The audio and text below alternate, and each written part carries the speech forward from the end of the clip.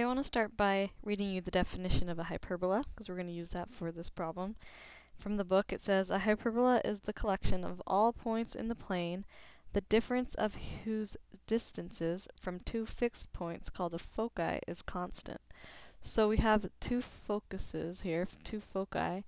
The difference of the distances from those 2 points is always going to be constant. And that's what makes up any point on this hyperbola here, and any point on this hyperbola here. The difference of the distances between the two focuses is always going to be the same, and that's why it applies to this problem. So the first point in this problem is to realize that we're going to be using a hyperbola.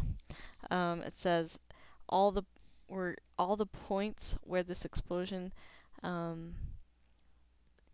as it says here, we want to choose so that the measured time difference for the first and the second explosion will be the same. That means we just want to find somewhere on this hyperbola, because as long as it's on this hyperbola, then the difference between the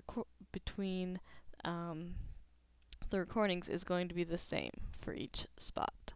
So I have this up here to help us remember that the vertices are a distance of A away from the center, and the focus is a distance of C away from the center.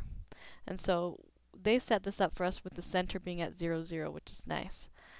0, 0 is a nice place to have it because your equation will be simple that way. So that means there's 500 in each direction, so I labeled this point here 500, 0. And I labeled this point here 200, 0, because it's 300 feet away from point B. That makes it at 200 away from the center here. 200, 0.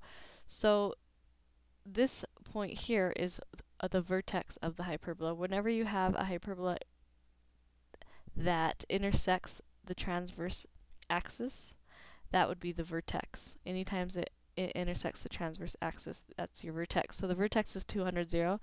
And we know that the vertex is always A away. You can see that here from the center. That means A is 200.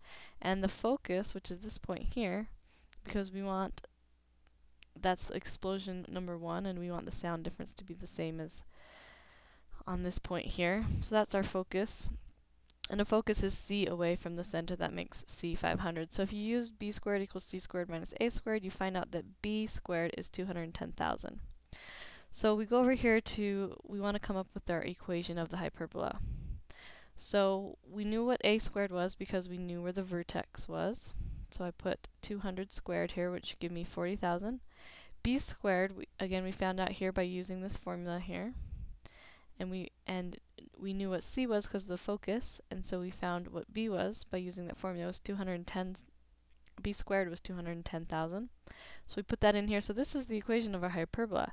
Now that we have the equation of the hyperbola, we just need to find out our y value with our given x value. We know our given x value is 500 because we want it to be just exactly due north of point B here. So if it's due north of that, then it's going to have the same x coordinate as point B does, which is 500. So we knew x was 500, and now we just have to find out what y is. So once you get to this point, it's just a matter of solving for y. So I squared both, I moved things around until I got the y squared by itself. I took the square root, and then I rounded it to its nearest integer, which was 1,146. So we had to realize it was a hyperbola. We had to come up with the equation of the hyperbola by knowing these couple facts here. That point B in this case was the focus, and explosion 1 right here, I think, yeah, right here would be the vertex. That gave us A and C, so we were able to find out B. So hopefully that helps you a little bit. I know it's a pretty difficult problem, and it's hard for me to explain hyperbola in the nice way that the book does, but hopefully that can help you a little bit.